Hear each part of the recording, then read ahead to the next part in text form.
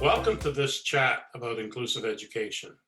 In these sessions, we introduce you to people working on inclusive strategies for schools in universities, school districts, and schools across Canada. I'm Gordon Porter, the Director of Inclusive Education Canada, and my co-hosts are Diane Richler, who's the chair of the Catalyst for Inclusive Education, a project of Inclusion International. Diane works on global issues in inclusive education, and she's a past executive vice president, that's the head staff person, of what's now Inclusion Canada. And our other co-host is Jackie Specht, who's a professor of education at Western University in London, Ontario. And Jackie is the director of the Canadian Research Centre on Inclusive Education. And we welcome as our guest today, Kimberly Maich, who's a professor at Memorial University in Newfoundland and Labrador. She's a professor in the education faculty. She's been a certified teacher, special education specialist, a behavior analyst, and has been teaching at Memorial since 2016. She did her doctoral work at Brock University in Ontario, and she's currently in the final phases of becoming a licensed clinical psychologist in addition to her work as a professor at Memorial. So welcome to our chat, Kimberly, and we look forward to talking with you. I'm thrilled to be here. So why don't we begin by asking you, with your background, which is quite various. You have various roles you played. What are your thoughts about inclusive education in Canada today, where it stands, how we're doing, what you see as the key challenges at this time? I think we're still kind of all over the place in Canada. I know that we've come a long way since, we started putting our eyes towards inclusion in the history of education in Canada. But I think that we're still doing different things all over the place, and what we're doing varies from province to territory, and our history of inclusion varies, and how we're trying to get to inclusion varies. So I think we're still in that liminal space of wanting to do something really awesome, but not being quite there. And of course, in some areas like Ontario, that's so varied. You have different school boards doing different things. And then in Newfoundland and Labrador, we have basically one main school board with, of course, some other smaller school boards throughout the province. But so depending on, I think, geography and politics too, and even population density, it's easier and harder to make it, a province-wide or a territory-wide difference. So there are many things that I can take and appreciate from different areas across our country. So I did my education degrees in British Columbia and then immediately moved to Northern Newfoundland. So it's been really interesting seeing from a school-based perspective what's happening in different areas. When I was teaching or doing my student placements in British Columbia, my classrooms were 99% students who were English as a subsequent language, and quite the opposite from what I experienced in Northern Newfoundland. So I think our reasons for doing inclusion vary from place to place as well, but I think we're all very solidly in that place where we can still take many next steps. Does that make sense? Sure. In particular, how do you see inclusion going in Newfoundland schools at the moment? Well, Newfoundland, and I'm because I'm not school-based anymore, I can't profess to be an expert as to, being on the ground as to what's happening in the schools. But I do see some things from the students I work with from a clinical perspective, and from being a professor. And I did take a term off, I think the year before last, to do my psychology placement, which was also school-based. So Newfoundland and Labrador has been moving towards a more tiered approach, and I'm not sure if all of our schools have phased that in yet, but what I'm seeing from that is it is taken away some of that need to say that, you know, you need that identification as an exceptional student to have certain services. And I think there's more of that ability to provide services in that kind of gray space where we see students struggling. So I think that's given our schools, you know, more freedom to provide services and supports in that space to help kind of stop the progression of things and to kind of stop that gap from widening as well. So I really see that happening, and I appreciate that happening. And I think our classrooms here, like everywhere, are really, really complicated. And one of the good things maybe that has come out of COVID, if and when we get to the other side, is that Newfoundland, Labrador has been for a long time, long before it was, say, popular like it is in this current climate, focusing on distance education and how can we reach and teach students in this vast province that's very large. I drove across Newfoundland. I didn't get anywhere near Labrador, but it took me 26 hours to drive back and forth. And the highway collapsed after I drove past that bit, so that was awesome. So they've been focusing for a long time on how do we reach and teach everybody. So I think that people have been thrown in now to this idea of, okay, well, we can do this, and we can do it in more creative ways, and we can do things that we didn't think we could do from a classroom teacher's perspective who had never maybe been involved in that type of online education. And I know not everybody loves it, and I know it's showing us so many of the inequalities in our lives, not only in our students' lives, in all of our lives, in our family lives, in the lives of students with disabilities as well. But I think that we can perhaps take some lessons from that, and perhaps maybe we can provide some more flexible options. I know there are some of our students who really, really thrive doing online education. Is there going to be a way to offer that in a limited way in the future and have that be part of an option for everybody, not just for certain students? And of course, having options, having strategies for everybody is a good side of it in inclusive approach in the first place. So in your faculty of education, is there a focus across the board on preparing your teachers to work in inclusive classrooms? Depending what program you're taking, if you're what perspective and what focus you're taking drives a little bit what types of courses you're taking.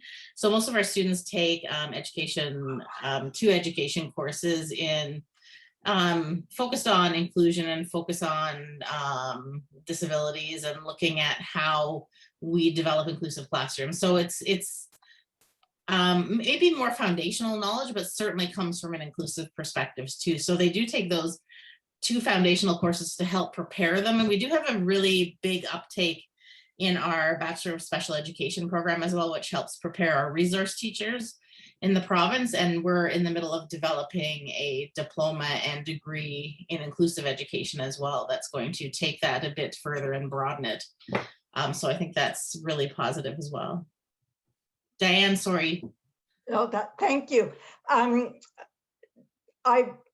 was thinking about your comment about reaching and teaching everyone, and linking it to some of the challenges of distance education and the challenges of the pandemic.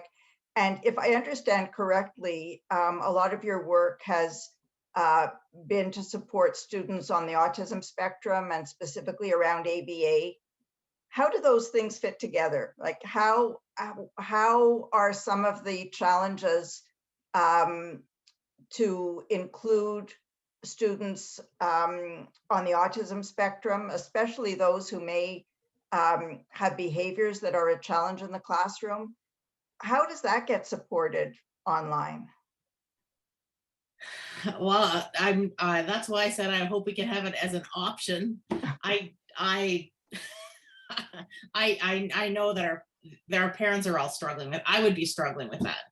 I don't know if there's any answer to how you would possibly do all those things at once from your home while you're trying to work. ABA, some of our ABA services are being provided online as well, but I think that tends to be more consultation with parents. more, to kind of reach and teach skill building in the meantime. But in terms of that, the intensity of a therapeutic approach, it's really difficult. And lots of agencies across the country, certainly that I've talked to, have been providing some remote services, time limited programs, social skills training. There are some creative things going on, but are they linked to inclusion, or are they really within sort of a therapeutic framework, as you said? I think probably more the second. How you maintain a fully inclusive classroom in an online environment with these really complex classrooms full of all these different needs, I think we're a long way from how we could possibly do that well. I think everybody's trying hard. I think everybody's exhausted and absolutely doing what they can. Our teachers have been doing amazing jobs being so flexible and learning this whole new way of doing things.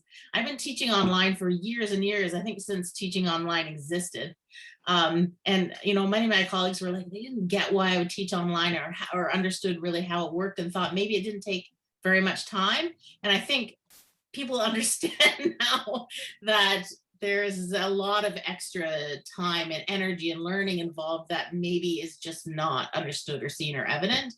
But I can't even envision how we would do that really well from an inclusive perspective, truly.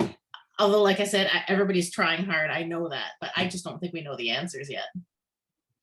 Yeah, and it's interesting, like, if I just piggyback on some of that conversation, I think one of the biggest concerns I have is that with this online learning, and we may now get into sort of excluding certain students because we say, well, you might be better to be at home and learn this online. And I wonder how that's going to impact inclusion. We already exclude students, I know that. But is there now some concern that the school boards might say, well, we can provide that for you online? Are you hearing any rumblings like that? Do you have any kind of concern? I'm not hearing rumblings about that, but I do worry about that too, because these are the same things that our families often encountered pre-pandemic, is that, wouldn't homeschooling be better? Or, I don't really think that your child is suited to our classrooms. So it's not about, at times, providing more support, but just saying, it's not a good fit. And those types of things make me really upset. And that's one of the things I like about Ontario's model, even though I know we're not all a fan of having different options. I think back to when my son was a school age, and there was nothing everybody would have loved more than for me to not work and to homeschool him. And it would not have been pretty in any way. And I wished at that time that there was something flexible for him, because there was no way at that period in his life that he could have coped with an inclusive classroom, and he didn't. So, I see many ends of those pieces, but I certainly would not want having an online flexible option offered to be a way of excluding. That would be so harmful, especially for our children who struggle with social skill building and absolutely need, their peers to be there. Who does that not apply to anyhow?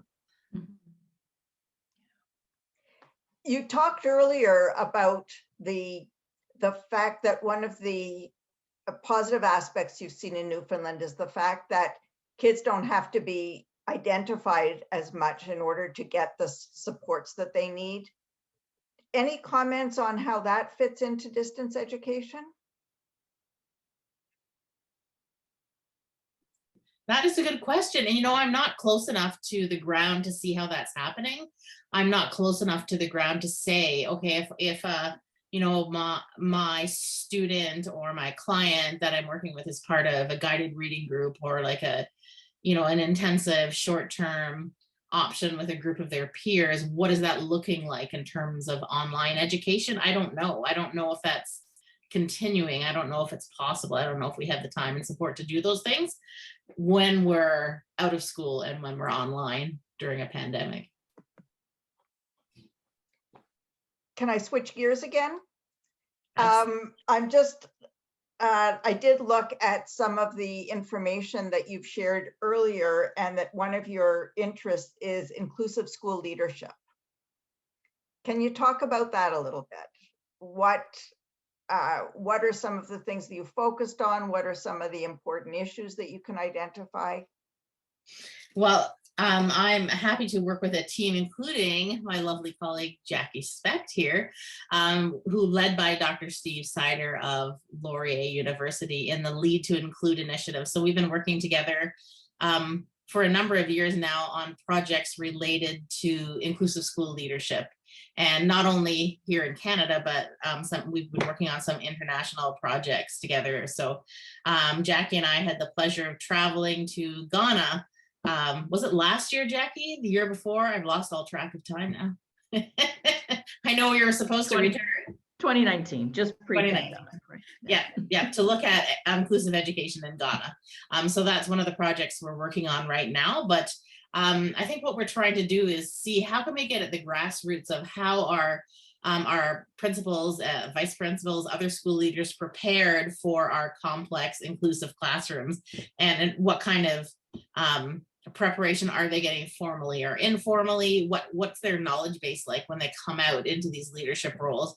And we've been looking at some ways to develop and provide resources. So we did partner with the College of Teachers, the Ontario College of Teachers, and developed a series of case studies, because we talk a lot about the fact that you can be thrown into any number of situations in our complex inclusive classrooms. You don't necessarily know how to deal with them, or you haven't necessarily had those experiences. So how can we provide some of that problem solving information to work through when there are times that you can't ethically or morally or legally be in particular situations. So we've been developing our case studies, or what we like to call case stories, to help support that.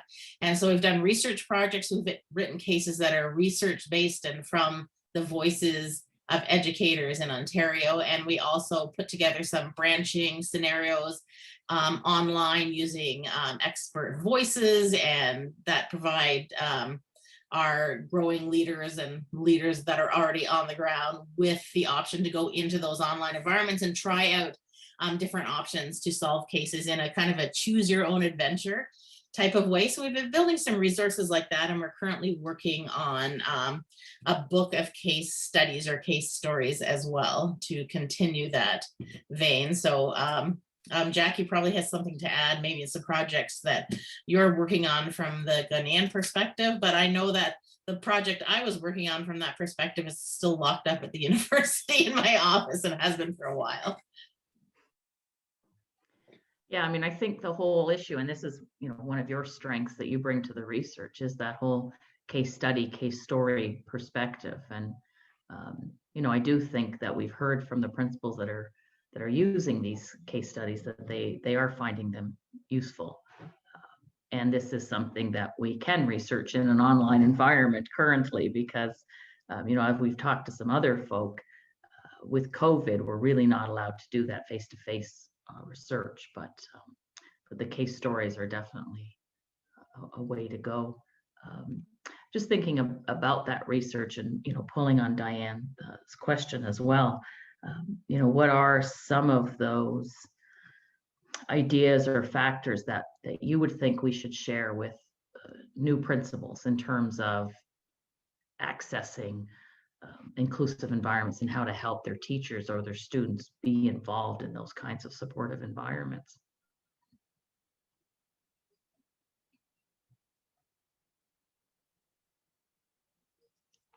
What do you think we should tell principals, Kimberly, about inclusion and creating those environments in their schools? I think that it's not going to get less complicated than it already is. And anything that we can do to destigmatize what's happening around disability in our schools, or even any differences. And the idea that we talk so much about, oh, this child is different than the other ones. Well, different, who are the other ones, and why are they more important than this child?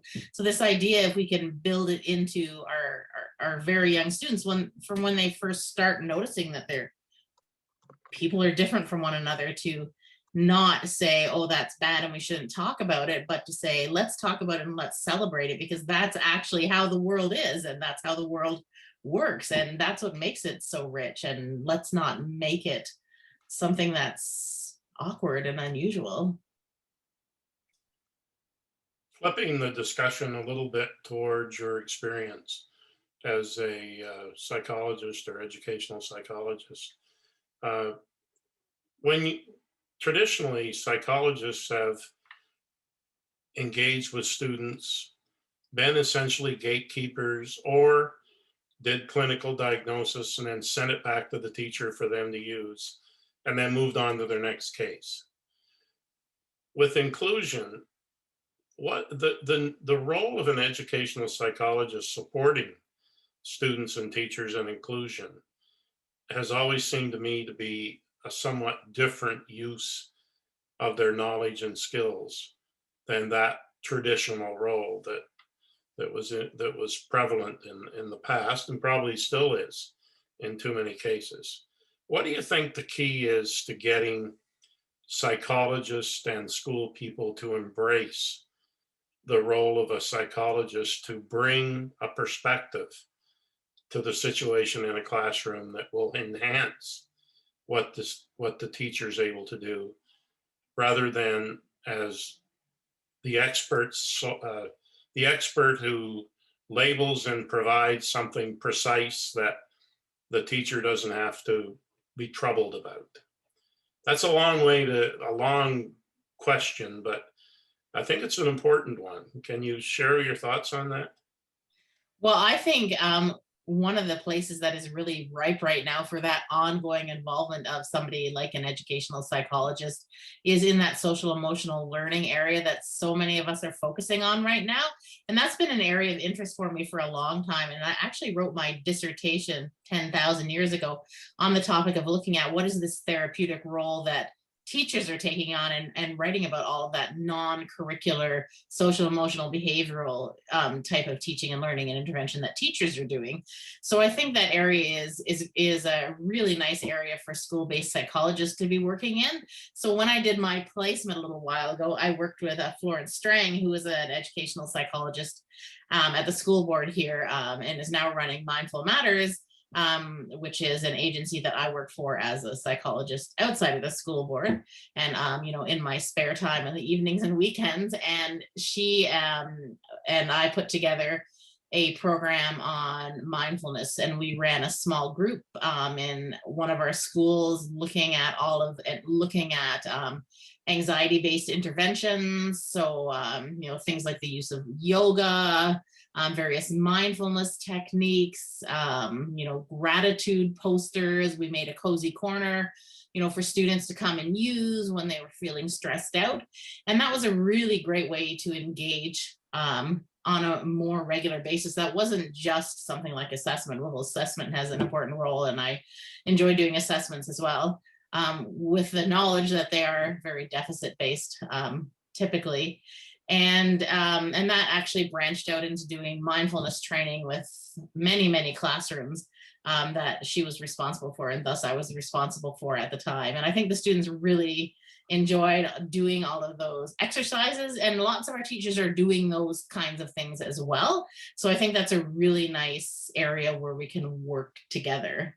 In one of the classrooms, we actually put in a grant, and we created a school-wide relaxation station in the guidance office that students could use as a drop-in area too.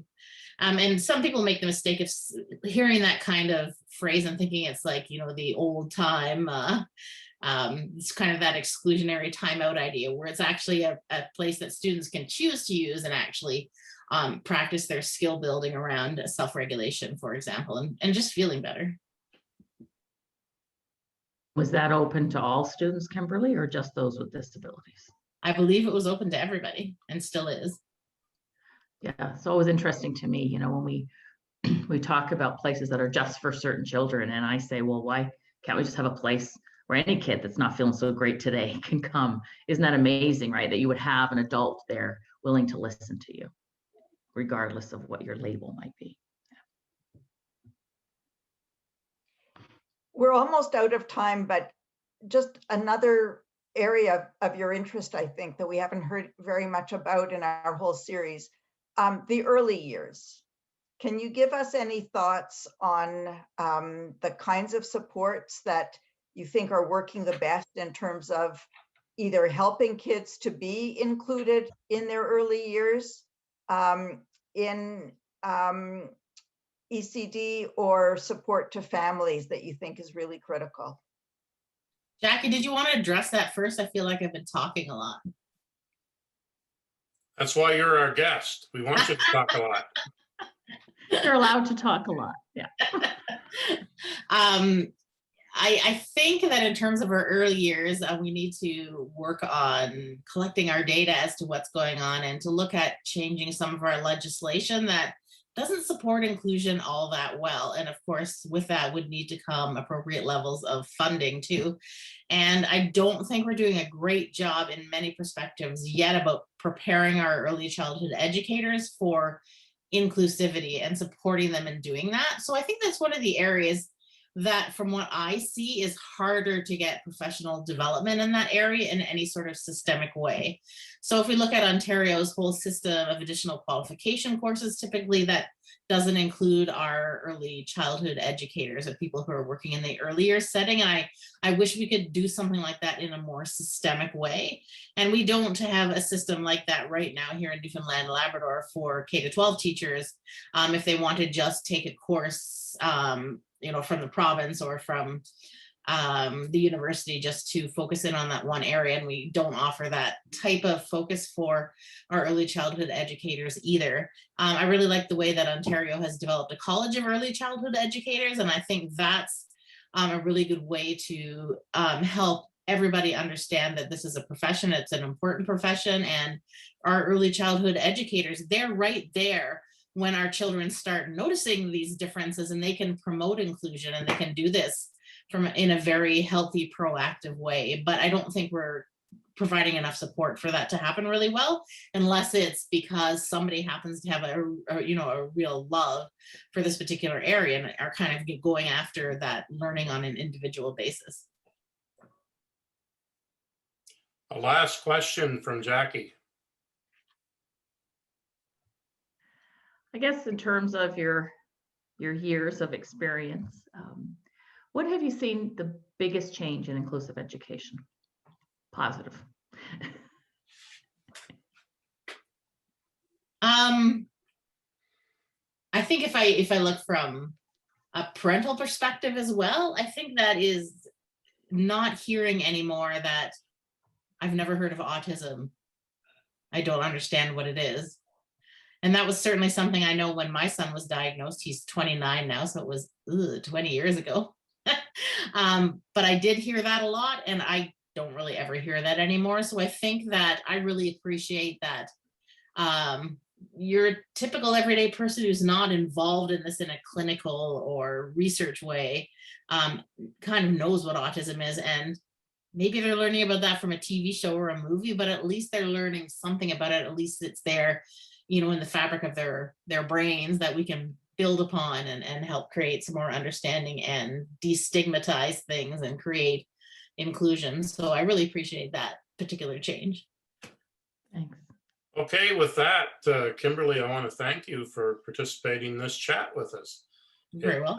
Half an hour goes by very quickly, and I'm sure we could have talked to you about topics of several more hours if they'd been available. But you and your colleagues at Memorial, I think there are a number of you now in your faculty who focus on inclusive education. And of course, your university president now that's her field, Dr. Timmons, who's been there, I think, about a year now. So hopefully more good things will flow from the knowledgeable people at Memorial. We're waiting for it. We'll remind people that you're one of our network of associates of Inclusive Education Canada. And if they go to our website and look up the page on associates, they'll see your photograph and a click to get to your personal information. So I want to thank you for being with us today and thank everyone for participating.